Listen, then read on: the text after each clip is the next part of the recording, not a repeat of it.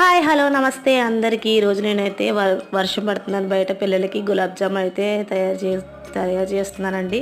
ముందుగా గులాబ్ జామ్ పౌడర్లో కొంచెం పాలు యాడ్ చేసుకోవాలి. కావాల్సినన్ని స్మూత్గా కలుపుకొని అలా ఒక పావు గంట అరగంటల పక్కన నానబెట్టుకోవాలండి. తర్వాత నానిన తర్వాత ఉండలు అయితే చేసుకోవాలి.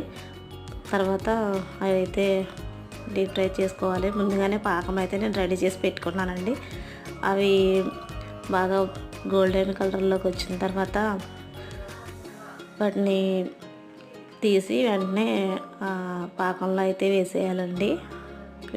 వేసిన తర్వాత అలా వేయించుకొని మొత్తం అన్నీ వేసుకొని ఒక అరగంట సేపు ఉంచుకొని నానబెట్టుకొని తింటే చాలా బాగున్నాయండి, సూపర్గా ఉన్నాయి.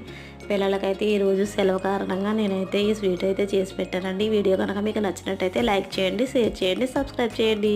Please subscribe. Bye friends.